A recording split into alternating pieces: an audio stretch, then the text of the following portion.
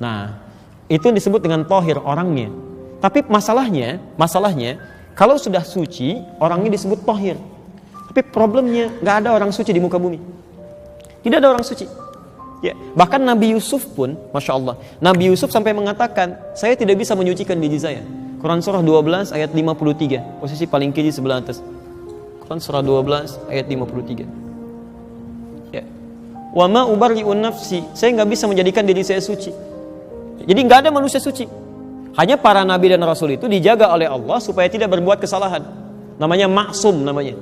Tapi sifat manusianya menjadikan mereka tidak suci. Cuma dijaga untuk tidak berbuat salah. Kalau kita mustahil nggak ada yang salah. Ada orang suci di sini? Nggak ada. Ibu walaupun namanya Bu Suci, tetap perilakunya nggak ada. Ya. Mungkin ada aja yang salah. Pasti ada yang salah, gitu kan? Nah, karena itu, ketika Anda merasa salah, kemudian Anda memperbaiki kesalahan itu, mata salah, istighfar, cuci lagi. Tangan salah, istighfar, cuci lagi. Maaf, itu berubah kalimatnya dari tahir menjadi mutatahhir.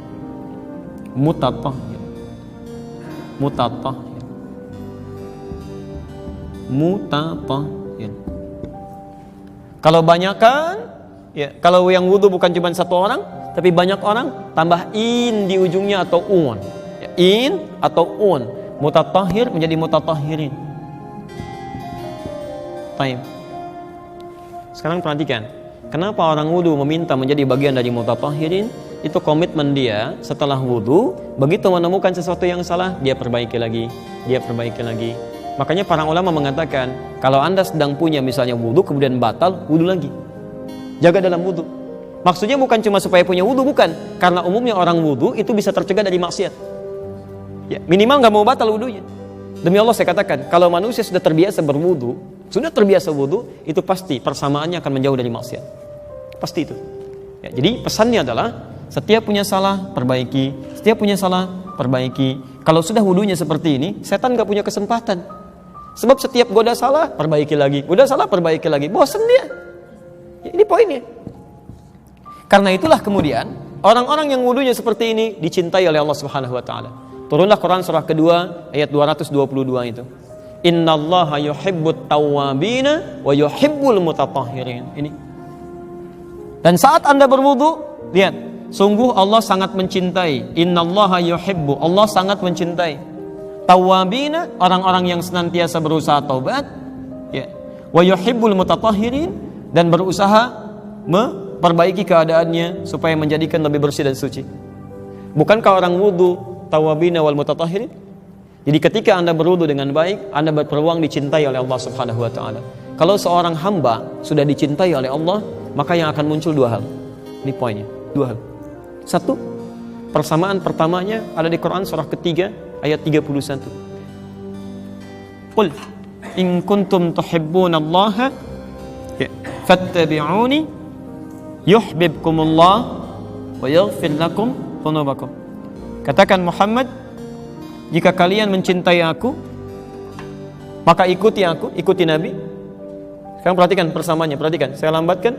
Yuhibbukumullah. Orang-orang yang bisa mengikuti tuntunan Nabi, maka dia berpeluang mendapatkan cinta Allah, dicintai Allah.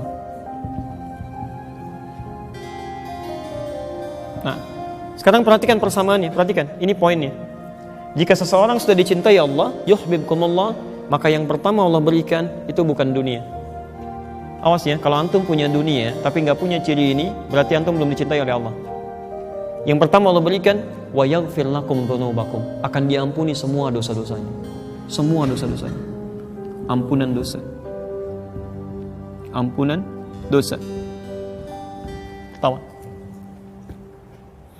Jadi kalau seseorang sudah dicintai oleh Allah Subhanahu wa Ta'ala, maka dosa-dosanya akan diampuni oleh Allah. Ini yang cenderung Allah berikan. Karena itu kenapa Allah sangat cinta? Kenapa Allah sangat cinta pada orang-orang yang selalu berusaha untuk taubat dan menyempurnakan wudunya? Ya maaf, selalu dia menyempurnakan wudunya. Karena orang-orang yang berwudu dengan baik, pasti dia berusaha bertobat, ya, dan dia berusaha untuk menjaga dirinya dari kesalahan. Ya, kalau Anda buat persamaan terbalik, perhatikan persamaan terbaliknya. Lihat sini. Orang yang dicintai Allah akan diampuni dosanya. Persamaan terbaliknya, orang yang sering minta ampun kepada Allah, maka berpeluang mendapatkan cinta Allah Subhanahu wa Ta'ala.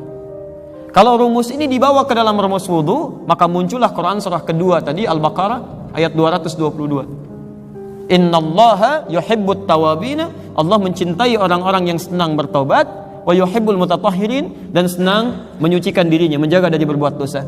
Kalimat ini dibacakan setelah wudu.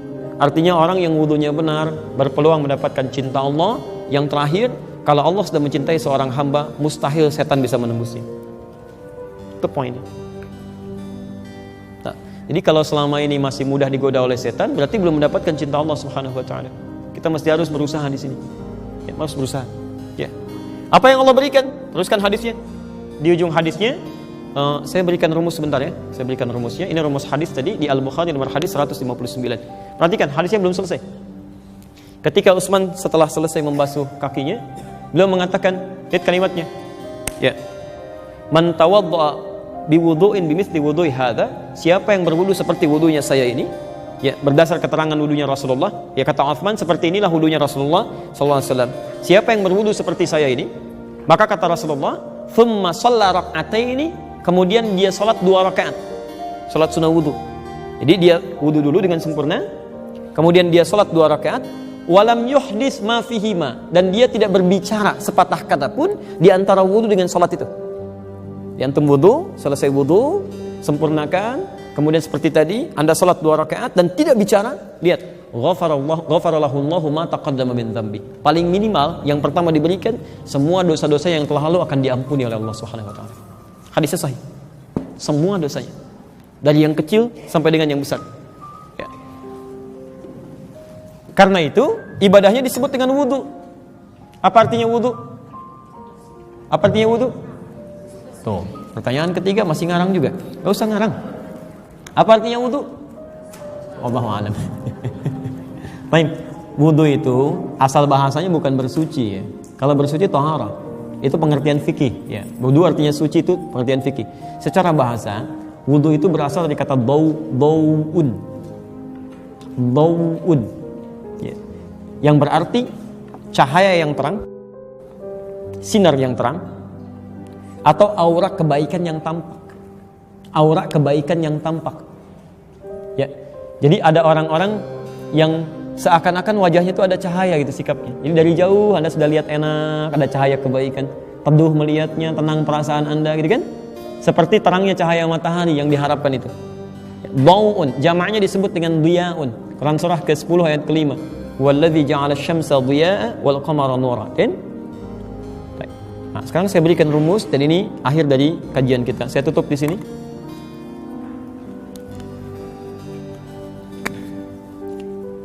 Dau, apa artinya dau? Baik.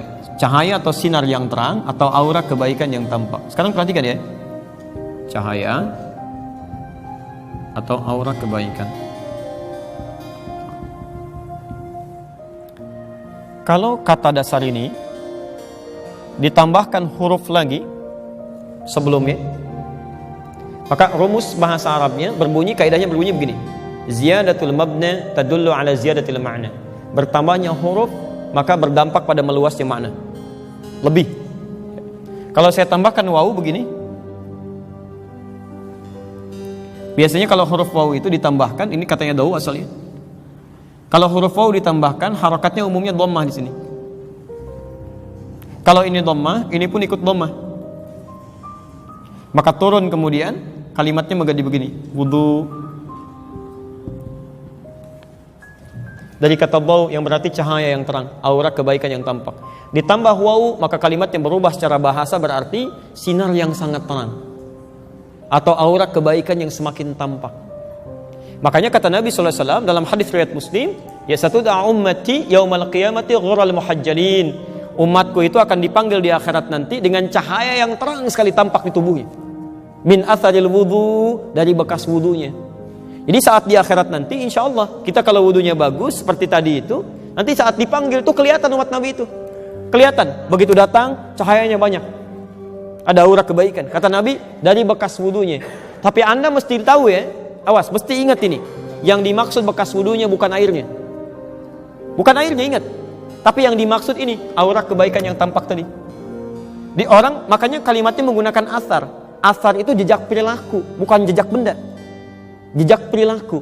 Jadi kalau antum misalnya berjalan begini, ada tapak di situ, itu disebut dengan athar namanya. Makanya ada athar sahabat, jejak kehidupan sahabat, sehingga seperti kita melacak lewat jejak langkahnya. Athar. Ya. Makanya kata Nabi, orang yang benar wudunya bisa tampak pada perilakunya, aura kebaikannya. Kira-kira, maaf, semakin bercahaya nggak wajahnya? Semakin bercahaya nggak tangannya? Jadi ada kebaikan yang dia lakukan dari situ. Itu yang menjadikan dirinya mendapat cahaya kebaikan di akhirat nanti. Makanya ibadahnya disebut dengan wudu, ingin memberikan kesan bahwa orang wudu itu pasti sifat dan sikapnya baik.